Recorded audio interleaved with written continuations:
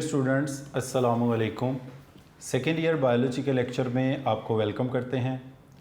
Dear students, आप जानते हैं कि हम लोग सेकेंड ईयर बायोलॉजी की बुक का चैप्टर नंबर 19 स्टडी कर रहे हैं और इससे प्रीवियस लेक्चर में हमने ग्रोथ कोरिलेशन का टॉपिक को कंप्लीट किया था, जिसकी एग्जांपल के तौर पे हमने एपिकल डोमिनेंस को डिस्कस किया था।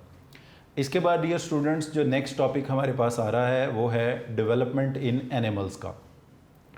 डेवलपमेंट इन एनिमल्स के टॉपिक में सबसे पहले हम दो डेफिनेशंस को डिस्कस करेंगे, जिसको हम पहले भी पढ़ चुके हैं मगर फिर इनको एक दफ़ा देखेंगे। सबसे पहली जो टर्म है वो यही है, डेवलपमेंट। डियर स्टूडेंट्स, डेवलपमेंट का मतलब होता है अ सीरीज ऑफ चेंजेस और a sequence of changes which transform a zygote or an early embryo into complete organism। और इसी प्रोसेस के लिए हम एक टर्म डिफरेंशिएशन भी यूज़ करते हैं।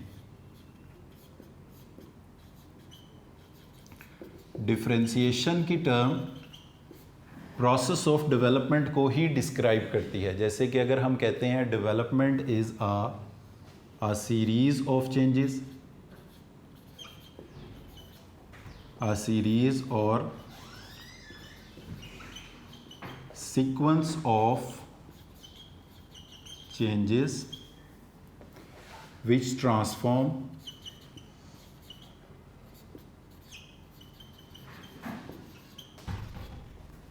an early embryo or zygote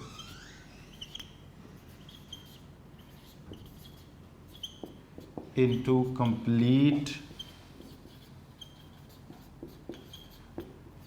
independent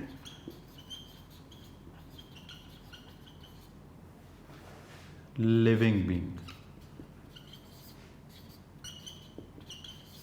dear students, ये डेवलपमेंट की डेफिनेशन है। इसमें जो की पॉइंट्स हैं वो ये, डेवलपमेंट इज़ अ सीरीज़ और सीक्वेंस ऑफ चेंजेस, यानी इसमें जितनी भी तब्दीलियाँ आएंगी, जितने भी चेंजेस आएंगे वो एक सीक्वेंस के मुताबिक आएंगे।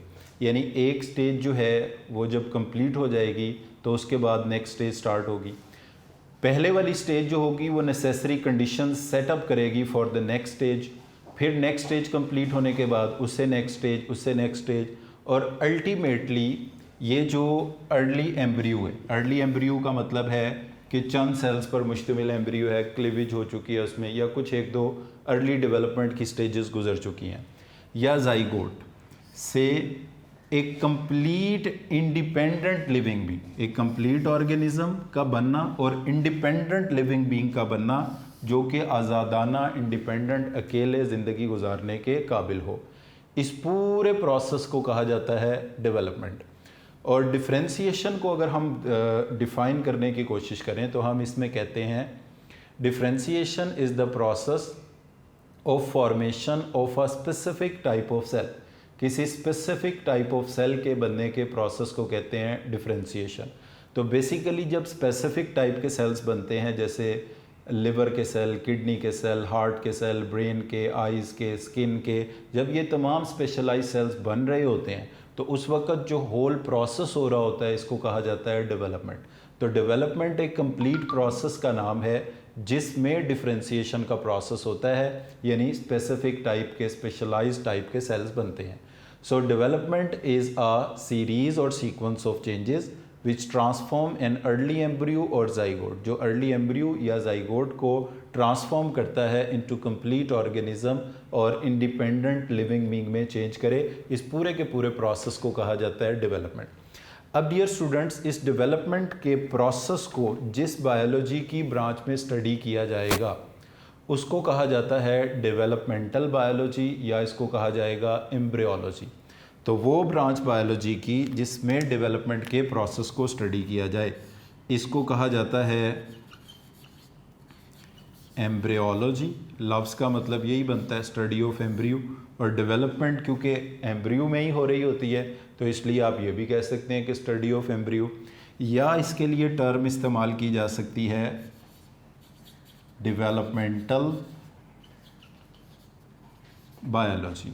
तो डेवलपमेंटल बायोलॉजी भी स्टडी ऑफ एम्ब्रियो है, या study of embryo developmental biology या एम्ब्रियोलॉजी, इन टर्म्स का मतलब एक ही होगा।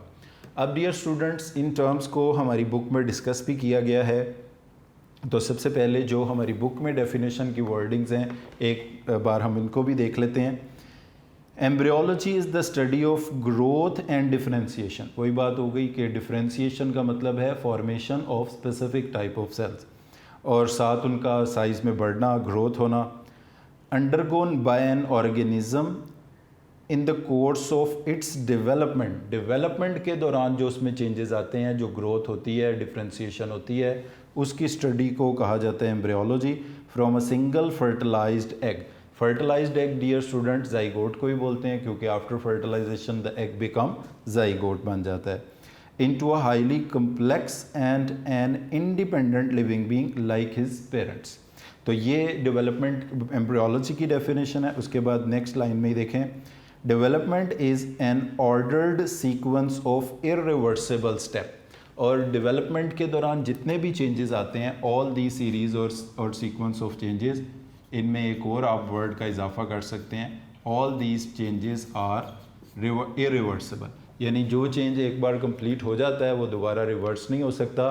वो नेक्स्ट फेज़ में तो जा सकता है, मगर वो प्रीवियस फेज़ में वापस नहीं आ सकता।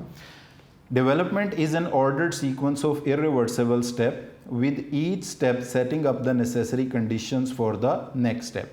तो वो अभी हम इनके स्टेप्स की तरफ आते हैं। हर स्टेप जो है, हर जो सीरीज़ और सीक्वेंस ऑफ इवेंट का एक फेज़ होगी, वो नेसेसरी कंडीशन सेटअप कर देगी for the upcoming phase, for the next phase.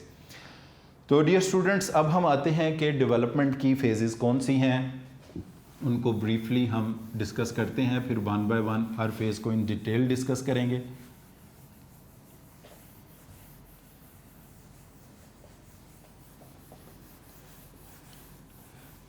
Phases of development. तो डियर स्टूडेंट्स, जो सबसे पहली हमारी फेज़ ऑफ डेवलपमेंट है, इसको हम कहते हैं गैमीटोजेनेसिस। गैमीटोजेनेसिस का मतलब है formation of gametes. Number one phase जो डेवलपमेंट की के लिए स्टार्ट होगी, गैमीटोजेनेसिस। गैमीटोजेनेसिस का मतलब है फॉर्मेशन ऑफ गैमीट्स, जो कि दो किस्म की होती है। स्पर्म बनने के प्रोसेस, यानी मेल गैमीट बनने के प्रोसेस को कहते हैं स्पर्मेटोजेनेसिस, फॉर्मेशन ऑफ स्पर्म। और एग बनने के प्रोसेस को कहते हैं ओजेनेसिस, फॉर्मेशन ऑफ एग और ओवा। स्पर्म बनने का प्रोसेस स्पर्मेटोजेनेसिस, एग बनने का प्रोसेस ओवोजेनेसिस। यानी फर्स्ट फेज़ जो होगी, सबसे पहले प्रोसेस जो है रिप्रोडक्शन का स्टार्ट होगा फॉर्मेशन ऑफ गैमीट से। उसके बाद डियर स्टूडेंट्स, जो सेकंड फेज़ आएगी वो है इन गैमीट्स की फ्यूजन। और स्पर्म और एग की फ्यूजन को कहा जाता है फर्टिलाइजेशन। फर्टिलाइजेशन दो किस्म की होती है, इंटरनल और एक्सटर्नल। यहाँ पर जो हम पढ़ने जा रहे हैं वो है इंटरनल फर्टिलाइजेशन, बिकॉज यहाँ पर हम चिक एम्ब्रियो की एग्जाम्पल स्टडी करेंगे। तो फर्टिलाइजेशन का मतलब है fusion of sperm and egg. Fusion of sperm and egg, यानी स्पर्म एग का फ्यूज्ड हो जाना और जाइगोट बना देना, ये प्रोसेस कहलाता है fertilization. This fertilization may be internal if it takes place inside the body like in chick और अदर हायर एनिमल्स, और if it take place outside the body in aquatic environment, तो इसको हम कहते हैं एक्सटर्नल फर्टिलाइजेशन, जो कि amphibian और पाइसेस, मछलियों के केस में होता है। नेक्स्ट उसके बाद जो डेवलपमेंट की थर्ड स्टेज है, इसको कहा जाता है क्लीवेज। डियर स्टूडेंट्स, क्लीवेज किसको हम बोलते हैं? क्लीवेज का मतलब होता है basically cleavage is a rapid mitotic division. Cleavage में सेल माइटोसिस के ज़रिए ही डिवाइड होता है, but it is a rapid mitotic cell division. इसमें सेल तेज़ी तेज़ी से डिवाइड करते हैं, और जो रिजल्टिंग सेल्स होते हैं क्लीवेज के नतीजे में, क्लीवेज का बेसिकली मतलब यही होता है डिवाइड करना। जाइगोट डिवाइड करेगा, जाइगोट एक सेल था तो 2 सेल बन जाएंगे, फिर वो 2 डिवाइड करेंगे तो 4 बन जाएंगे, 8 बन जाएंगे, 16, इस तरह ये बढ़ते चले जाएंगे, 32 एंड सो ऑन। क्लीवेज के नतीजे में बनने वाले सेल्स को कहा जाता है ब्लास्टोमियर्स। तो डियर स्टूडेंट्स, ये क्वेश्चन एमसीक्यू का एक यहाँ पर बनता है। Cleavage result in formation of cells which are known as blastomere. तो क्लीवेज के नतीजे में बनने वाले सेल्स को क्या कहा जाता है? इनको ब्लास्टोमियर्स कहा जाता है। दूसरा, यहाँ पर एक और शॉर्ट क्वेश्चन भी बनता है कि what is the difference between cleavage and mitosis. तो वो अभी हम जब क्लीवेज का टॉपिक इन डिटेल डिस्कस करेंगे तो उसमें डिस्कस करेंगे, बट जो बेसिक डिफरेंस है वो यही है कि क्लीवेज माइटोसिस ही है, मगर क्लीवेज नॉर्मल माइटोसिस से एक रैपिड प्रोसेस है, और दूसरा इसके नतीजे में जो बनने वाले सेल्स हैं वो छोटे बड़े हैं, ये एसिमेट्रिक सेल डिवीजन है। और क्लीवेज की जो माइटोसिस है, यानी माइटोसिस की टाइप जो क्लीवेज के प्रोसेस में होती है, वो सिर्फ और सिर्फ डेवलपमेंट के दौरान जाइगोट और अर्ली एम्ब्रियो में होती है। जबकि नॉर्मली माइटोसिस का प्रोसेस जो होता है उसमें जो डॉटर सेल बनते हैं वो एक जितने साइज़ के होते हैं, वो किसी भी सेल में हो सकते हैं डेवलपमेंट के अलावा। जैसे for example epithelial cell divide करे तो एपिथेलियल सेल बना दे। तो इसमें मगर ऐसा होता है कि इर्रेगुलर छोटे बड़े डॉटर सेल्स पैदा होते हैं। ये प्रोसेस सिर्फ एम्ब्रियो जाइगोट के अंदर होता है, और ये प्रोसेस जो होता है एसिमेट्रिक डिवीजन होता है, यानी रिजल्टिंग सेल जो होते हैं वो एक जितने साइज़ के नहीं होते। उसके बाद गेमीटोजेनेसिस फर्स्ट हो गया, फर्टिलाइजेशन सेकंड हो गया, थर्ड हो गया क्लीवेज। क्लीवेज के बाद जब बहुत सारे सेल्स बन जाते हैं तो अल्टीमेटली ये सेल्स डिवाइड करके एम्ब्रियोनिक लेयर्स बनाते हैं, जर्मिनल लेयर्स बनाते हैं, और इस प्रोसेस को कहा जाता है गैस्ट्रुलेशन।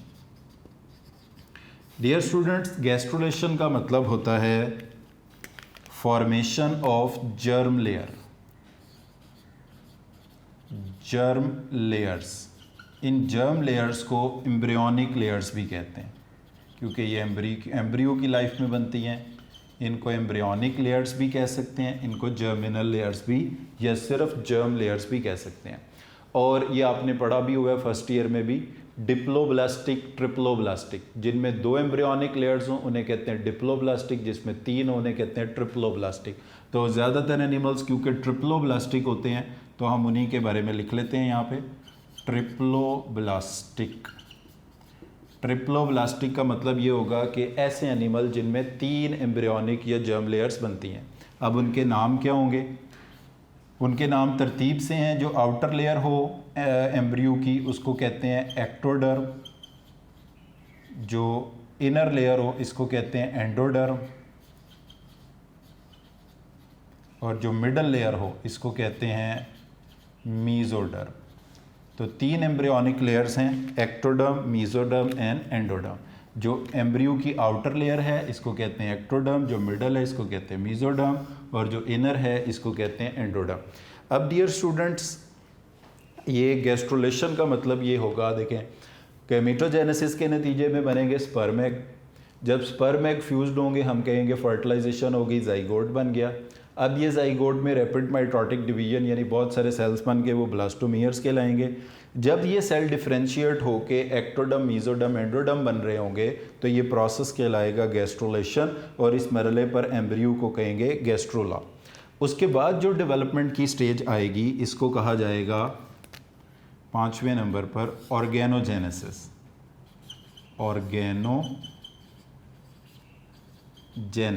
ऑर्गेनोजेनेसिस के नाम से ही आपको पता चल रहा है फॉर्मेशन ऑफ ऑर्गन्स। ऑर्गन्स बनने के प्रोसेस को कहते हैं ऑर्गेनोजेनेसिस। अब इसमें डियर स्टूडेंट्स, एक्टोडर्म से जो ऑर्गन्स बनते हैं, एक्टोडर्म से 2 ऑर्गन्स बनते हैं। नंबर 1 स्किन, नंबर 2 डीएस का मतलब होता है डाइजेस्टिव सिस्टम। डाइजेस्टिव सिस्टम कह दो, गट कह दो, GUT गट, या आप कह दो एलिमेंट्री कैनाल, खुराक की नाली, एक ही बात है। तो एक्टोडर्म से एक तो स्किन बनता है और दूसरा बनता है NS का मतलब है नर्वस सिस्टम। तो एक्टोडर्म बनाएगा स्किन को, इंटीग्यूमेंट्री सिस्टम बोलते हैं जितने स्किन से रिलेटेड पार्ट हैं जिसमें हेयर्स हैं, नेल्स हैं, स्किन के हेयर्स हैं, ये सारे एक्टोडर्म से। और नर्वी सिस्टम से मुराद है ब्रेन, स्पाइनल कॉर्ड, न्यूरॉन, जितने नर्वी सिस्टम के पार्ट्स हैं वो सारे एक्टोडर्म से बनेंगे। वो जो डाइजेस्टिव ऑर्गन्स हैं वो एंडोडर्म से बनेंगे, वो हम नेक्स्ट लिखते हैं इसके बाद कि एंडोडर्म से जो ऑर्गन्स बनेंगे वो होंगे गट के। गट से मुराद क्या है, अभी जो बताया था आपको, एलिमेंट्री कैनाल कह दें, गट कह दें, डाइजेस्टिव सिस्टम कह दें, एक ही बात है। अब dear student, nervous system, skin तो एक्टोडर्म से बन गया, डाइजेस्टिव सिस्टम में जैसे इंटेस्टाइन है, स्मॉल है, लार्ज है, लिवर है, इस तरह के जितने पार्ट जो डाइजेशन से रिलेटेड हैं, they all will develop from the endoderm. और इसके अलावा जितने अदर पार्ट्स बच गए, जैसे कि मसल्स, जैसे कि बोन्स, जैसे कि ब्लड, ये सारे के सारे जो अदर पार्ट्स हैं ये डेवलप होंगे फ्रॉम दी मीजोडर्म। तो हम ये इसको अदर्स लिख देते हैं। यानी अगर अब आपसे पूछा जाए कि किसी एनिमल की बॉडी में मसल्स किससे बनते हैं तो आप कहेंगे मीजोडर्म से। आपको कहा जाए कि स्मॉल इंटेस्टाइन, लार्ज इंटेस्टाइन किससे डेवलप होते हैं तो एंडोडर्म, क्योंकि वो डाइजेस्टिव सिस्टम का पार्ट है। ब्रेन, स्पाइनल कॉर्ड किससे डेवलप होते हैं, एक्टोडर्म, क्योंकि वो नर्वस सिस्टम का पार्ट है। स्किन, हेयर्स, नेल्स किससे डेवलप होते हैं, ये एक्टोडर्म, क्योंकि ये स्किन में ही आते हैं सारे। तो ये ऑर्गन्स बनने के प्रोसेस को कहते हैं ऑर्गेनोजेनेसिस। और इसके बाद जो लास्ट फेज़ है, एक दफ़ा तमाम ऑर्गन्स बॉडी के बन जाएं तो इसके बाद क्या होगा, ग्रोथ। ग्रोथ का मतलब है कि इन ऑर्गन्स का साइज़ में बड़े होना, irreversible permanent increase in size को कहा जाता है ग्रोथ। तो ऑर्गन साइज़ इंक्रीज़ हो बॉडी में तो इस प्रोसेस को हम कहा जाता है, हम कहते हैं ग्रोथ। और ग्रोथ के नतीजे में जो फाइनल बॉडी का साइज़ है वो अटेन हो जाता है। अब डियर स्टूडेंट्स, अगर आप इन सीक्वेंसेस, इन चेंजेस को एक सीक्वेंस में देखें, गैमीटोजेनेसिस स्पर्म और एग के बनने के प्रोसेस को कहते हैं। फर्टिलाइजेशन गैमीटोजेनेसिस के बाद ही होनी है, यानी gametogenesis will set up the necessary condition, यानी वो क्या कंडीशन है, स्पर्म का बनना, एग का बनना। फर्टिलाइजेशन होगी हमेशा गैमीटोजेनेसिस के बाद। अच्छा, फर्टिलाइजेशन का मतलब है fusion of sperm and egg, यानी fertilisation will set up the necessary conditions for cleavage, क्योंकि क्लीवेज है rapid mitotic cell division of zygote और अर्ली एम्ब्रियो, जिसके नतीजे में ब्लास्टोमियर। तो जब तक फर्टिलाइजेशन नहीं होगी क्लीवेज स्टार्ट नहीं होगी। अच्छा, क्लीवेज का मतलब है कि बहुत सारे सेल्स बन जाएं, ब्लास्टोमियर्स बन जाएं। अब उनमें से कुछ ब्लास्टोमियर एक्टोडर्म में, कुछ मीजोडर्म में, कुछ एंडोडर्म में चेंज हो गए, जर्म लेयर्स बन गई। ये प्रोसेस कहलाएगा गैस्ट्रुलेशन। अब जब ये लेयर्स बन गई तो इनसे बनेंगे ऑर्गन्स, यानी कि ऑर्गेनोजेनेसिस। एक्टोडर्म से जैसे हमने लिखा स्किन और नर्वस सिस्टम बनेगा, एंडोडर्म से खुराक की नाली, डाइजेस्टिव सिस्टम से रिलेटेड पार्ट्स बनेंगे, और मीजोडर्म से बाकी जो पार्ट्स बच गए, यानी जो एक्टोडर्म ने नहीं बनाए, एंडोडर्म ने नहीं बनाए, वो सारे मीजोडर्म से डेवलप होंगे। और जिनमें ये 3 लेयर्स होने ट्रिप्लोब्लास्टिक कहते हैं। जब ऑर्गन्स पूरे हो जाएंगे तो वो ऑर्गन साइज में इंक्रीज होंगे, इस प्रोसेस को कहा जाएगा ग्रोथ। और इन तमाम सीरीज़ और सीक्वेंस ऑफ चेंजेस के नतीजे में एक कंप्लीट ऑर्गेनिज्म हमारे सामने आएगा। तो यहाँ पर डेवलपमेंट का प्रोसेस उसका मुकम्मल हो जाएगा। और इनमें से किसी स्टेज पर, जैसे आप क्लीवेज को स्टडी कर रहे हो, गैस्ट्रुलेशन को स्टडी कर रहे हो, तो आप किस ब्रांच से बायोलॉजी की डील कर रहे हो, एम्ब्रियोलॉजी से डील कर रहे हो, डेवलपमेंटल बायोलॉजी से आप डील कर रहे हो। तो डियर स्टूडेंट्स, ये वो सीरीज़ और सीक्वेंस ऑफ चेंजेस हैं जो कि डेवलपमेंट के दौरान होते हैं। अब हमने हमारी बुक में जो एग्जाम्पल के तौर पर डेवलपमेंट ली गई है वो ली गई है डेवलपमेंट ऑफ चिक। चिक एक बिलोंग करता है एवीज की क्लास से, परिंदों की क्लास से। तो चिक एम्ब्रियो की डेवलपमेंट कैसे होती है, ये मिलती जुलती होगी बर्ड्स से।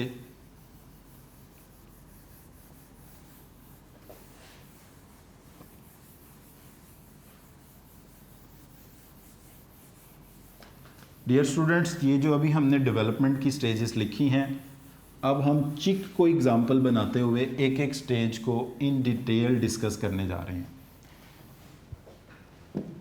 तो सबसे पहले हम यहाँ लिखते हैं डेवलपमेंट ऑफ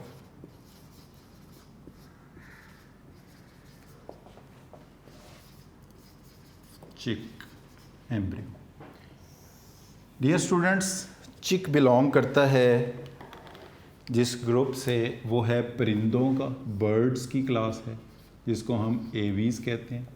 और इससे पिछले चैप्टर में हमने एक टर्म पढ़ी थी ओवीपेरस।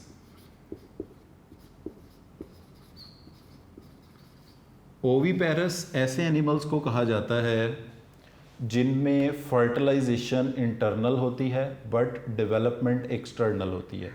ये एग लेइंग होते हैं, अंडे देते हैं। Their young ones are hatch from the egg, इनके जो बच्चे हैं वो अंडों से निकलते हैं। तो हम कहेंगे कि ओवीपेरस वो होते हैं जिनमें एक्सटर्नल फर्टिलाइजेशन होती है।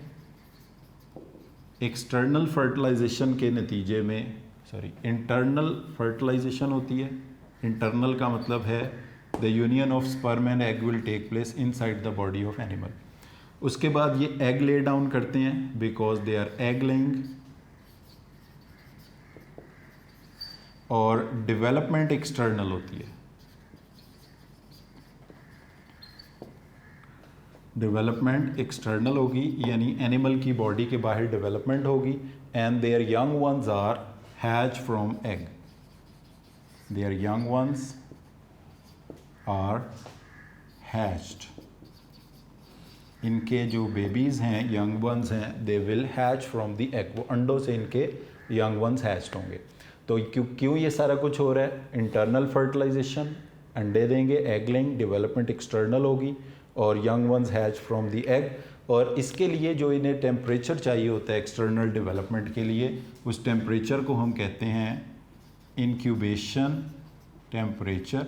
और जितना टाइम इसके लिए इनको दरकार होता है इसको हम बोलते हैं इंक्यूबेशन पीरियड।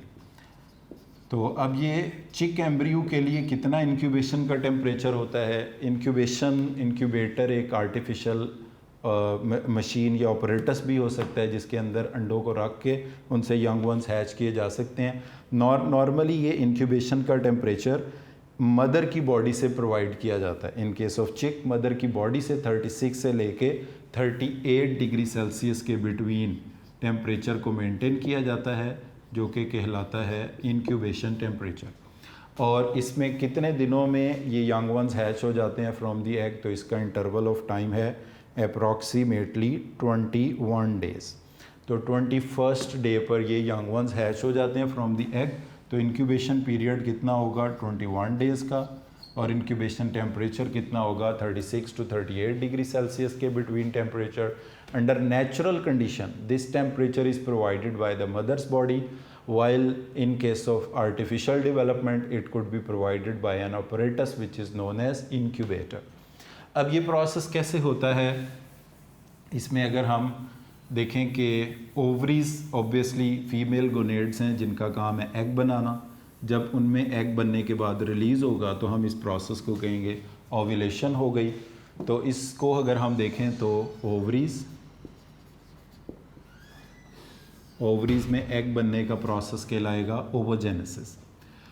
और जब इनसे एग रिलीज़ होगा ओवा, तो एक नहीं ये बहुत सारे एग रिलीज़ होंगे। इस प्रोसेस को कहा जाता है ovulation. This process is known as ovulation, इस प्रोसेस को कहते हैं। तो ओवरीज से एग बनेगा तो ओवोजेनेसिस, जब रिलीज़ होगा तो इसको कहेंगे ओव्यूलेशन। अब ये जैसे ही एग रिलीज़ होगा इसकी होगी स्पर्म के साथ यूनियन इनसाइड द बॉडी, यानी कौन सी फर्टिलाइजेशन होगी? Internal, and it will change into zygote. अच्छा, अब उसके बाद चिक के केस में ये इस तरह से अगर ओवरी है तो एक ये बहुत बड़ी डक्ट है जिसको हम ओविडक्ट ही कहते हैं। ये ओविडक्ट में आ जाता है और यहाँ पर सिंथेसाइज हो रही होती है यॉक।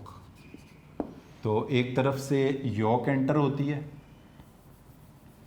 इसमें एक तरफ से यॉक दाखिल होगी जिसके पास स्टोर्ड फूड है, लाइक हम इसको कह देते हैं दिस इज़ यॉक। और इस यॉक की सरफेस के ऊपर ये अटैच हो जाएगा ज़ाइगोट।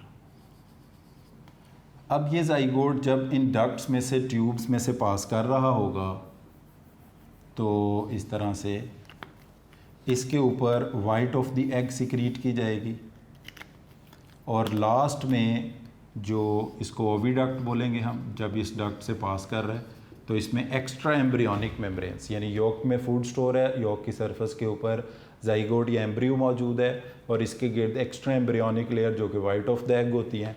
और आखिरी जो पार्ट होता है जिसको हम बोलते हैं यूट्रस, इसको शेल ग्लैंड भी कहा जाता है। यहाँ से इसके ऊपर सिक्रीट किया जाता है कैल्शियम कार्बोनेट का बना हुआ शेल।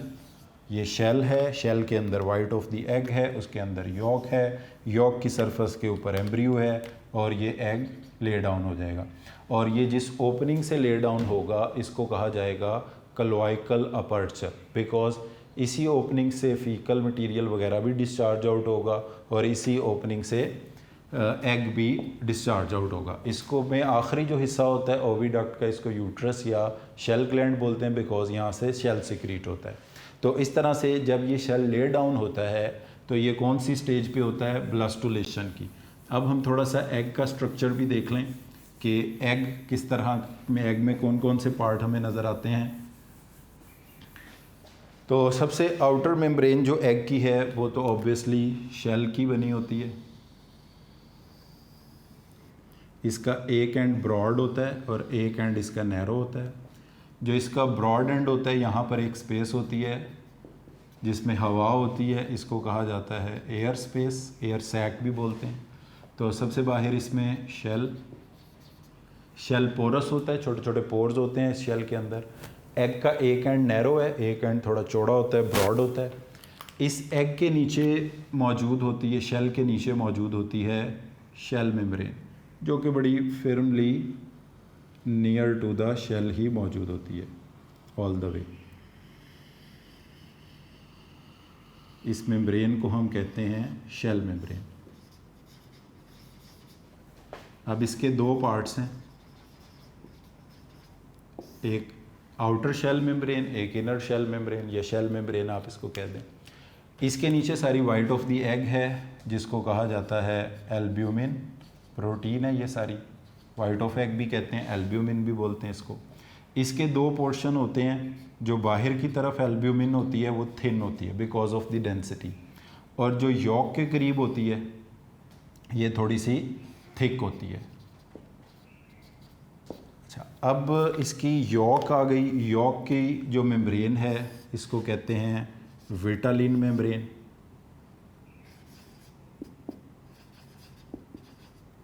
इस मेम्ब्रेन को कहेंगे विटालिन मेम्ब्रेन। और इसकी वो साइड जो ऊपर की तरफ होती है ये हमेशा कहलाती है एनिमल पोल, और इसकी जो अपोजिट साइड होगी इसको कहा जाएगा वेजिटल पोल। और इसके ऊपर एनिमल पोल वाली साइड पे यहाँ पे मौजूद होगा एम्ब्रियो। ये यॉक जो होगी पोल्स के साथ कनेक्टेड होगी विद सम ट्विस्टेड मेम्ब्रेन। इन ट्विस्टेड मेम्ब्रेन्स को कहा जाता है चलाजा। अब नेचर ने इसकी एग की डेंसिटी को ऐसे सेट किया है कि आप एग को जैसे मर्ज़ी आगे पीछे ऊपर नीचे रोटेट करें, एनिमल पोल हमेशा ऊपर ही रहता है। और एनिमल पोल वो होता है जहाँ पर एम्ब्रियो मौजूद होता है। तो जिस जगह पर यॉक की सरफेस पर एम्ब्रियो मौजूद है इस साइड को कहा जाता है एनिमल पोल, और इसकी अपोजिट साइड को कहा जाता है वेजिटल पोल। डियर स्टूडेंट्स, इसका तरीका ये होता है कि आप एक एग लें, एग को स्लाइटली छोटा छोटा उसको थोड़ा सा टैप करके दरमियान से उसके शेल को क्रैक करने की कोशिश करें, और उसको पेट्री डिश में इस तरह से एग को डालें कि जैसे ही वो पेट्री डिश में गिरे तो उसकी जो प्लेस है वो चेंज ना हो। तो जब आपने इस तरह हाथ में एग को पकड़ा हुआ है तो जो साइड ऊपर की तरफ है या आपके फेस की तरफ है वो एनिमल पोल है। जब आप अंडे को इस तरह पेट्री डिश में डालेंगे तो यॉक ऐसे फैल जाएगी इस तरह से। अगर आप इसको पेट्री डिश के अंदर डालते हैं तो पेट्री डिश के अंदर शेल अलहदा हो जाएगा, और जो बाकी वाइट ऑफ द एग है वो और जो यॉक है वो इस तरह से आपको नज़र आएगी।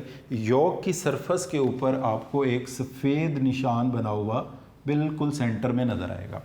ये एम्ब्रियो है, और ये ऐसा तभी होगा जब आप इसको रोटेट किए बगैर यानी हिलाए बगैर इसको उंडेल देंगे पेट्री डिश के अंदर, तो एनिमल पोल आपकी तरफ फेस कर रहा होगा, तो आपको इसमें जाइगोट या एम्ब्रियो नज़र आएगा। अब डियर स्टूडेंट, हमारे से एक क्वेश्चन पूछा जाता है कि डेवलपमेंट कहाँ शुरू होती है। डेवलपमेंट इनसाइड द बॉडी शुरू हो जाती है। जैसे ही फर्टिलाइजेशन होती है इंटरनल क्लीवेज शुरू हो जाती है। जब मुर्गी अंडा देती है, एग ले डाउन होता है, एग जो है वो बॉडी से बाहर आता है, वो क्लीवेज से अगली स्टेज पर होता है जिसको हम कहते हैं ब्लास्टुलेशन। तो इसको जाइगोट को, एम्ब्रियो को यहाँ से अलहदा करके फिर इसको माइक्रोस्कोप के ज़रिए देखकर भी इसकी स्टेजेस को स्टडी किया जा सकता है। तो डियर स्टूडेंट्स, आपने देखा कि डेवलपमेंट ऑफ चिक एम्ब्रियो के लिए जो चिक एम्ब्रियो है ये बिलोंग करता है, ये चिक बिलोंग करता है किस कैटेगरी से? ओवीपेरस, जिसका मतलब है ये एग लेइंग है, ये अंडे देने वाले एनिमल्स हैं। इनमें फर्टिलाइजेशन बॉडी के अंदर होती है, इसलिए हम इसको कहते हैं इंटरनल फर्टिलाइजेशन। उसके बाद ये फर्टिलाइजेशन के बाद अभी हमने डायग्रामेटिकली देखा था कि जो जाइगोट है वो यॉग की सरफेस पर अटैच हो जाता है। यॉग अलॉन्ग विद द जाइगोट एक डक्ट में आती है जिसको कहते हैं ओविडक्ट, और जब ये ओविडक्ट से पास कर रही होती है तो इसके ऊपर एक्स्ट्रा एम्ब्रियोनिक लेयर जो कि एल्ब्यूमिन की शक्ल में होती हैं वो लेयर्स इसके ऊपर आ जाती हैं। फिर आखिर में जब ये ओविडक्ट के आखिरी हिस्से से पास करता है जिसे यूट्रस कहते हैं, वहाँ पर इस पर शेल सिक्रीट किया जाता है कैल्शियम कार्बोनेट का बना हुआ, और ये कैल्शियम कार्बोनेट का बना हुआ शेल सिक्रीट करने की वजह से यूट्रस को कहा जाता है शेल ग्लैंड, और फिर क्लोआका के ज़रिए ये डिस्चार्ज आउट हो जाता है बॉडी से। एग का स्ट्रक्चर हमने देखा, एग का एक वाइड एंड है, एक नैरो एंड है। इसके वाइड एंड के बीनीथ एक स्पेस मौजूद है जिसमें हवा होती है, एयर होती है। आउटर सबसे कवरिंग शेल ही है। शेल के नीचे मौजूद है शेल मेम्ब्रेन। शेल जो शेल मतलब अंडे की मेम्ब्रेन है, शेल मेम्ब्रेन बोलते हैं उसे बिकॉज शेल के नीचे है। उसके नीचे वाइट ऑफ द एग है जिसे एल्ब्यूमिन कहते हैं। इसकी दो लेयर्स हैं। जो शेल के करीब हैं उनकी डेंसिटी कम होती है, इसको थिन एल्ब्यूमिन कहते हैं, और जो शेल के करीब होती है इसको थिक एल्ब्यूमिन का नाम देते हैं हम। फिर इसमें यॉक है। यॉक की जो सरफेस, यॉक जिस मेम्ब्रेन के अंदर इनक्लोज्ड है, इस मेम्ब्रेन को कहा जाता है विटलिन मेम्ब्रेन। विटलिन मेम्ब्रेन दोनों पोल्स के साथ कनेक्टेड होती है चिलाजा के ज़रिए। ये ट्विस्टेड कॉर्ड्स हैं जिनके अंदर, और नेचर ने इस तरह से इसकी एग की डेंसिटी बनाई है। Animal pole is always in upward direction, और उसकी जो डाउनवर्ड डायरेक्शन होगी वहाँ पे वेजिटल पोल होगा। एनिमल पोल की तरफ एम्ब्रियो मौजूद होगा, वेजिटल पोल की तरफ एम्ब्रियो मौजूद नहीं होगा।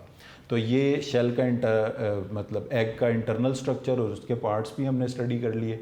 डियर स्टूडेंट्स, ये एग की स्टडी जो है, चिक एग की जो स्टडी है, इसका इंटरनल स्ट्रक्चर की स्टडी, इसकी डायग्राम, ये आपके प्रैक्टिकल में भी इंक्लूडेड है। तो ये जो हमने कुछ चीज़ें यहाँ पर देखी हैं, यहाँ पे बुक में हमारी डायग्राम नहीं बनी इसकी, but it will help you in practical exam. ये आपको प्रैक्टिकल के एग्ज़ाम में मदद करेगी।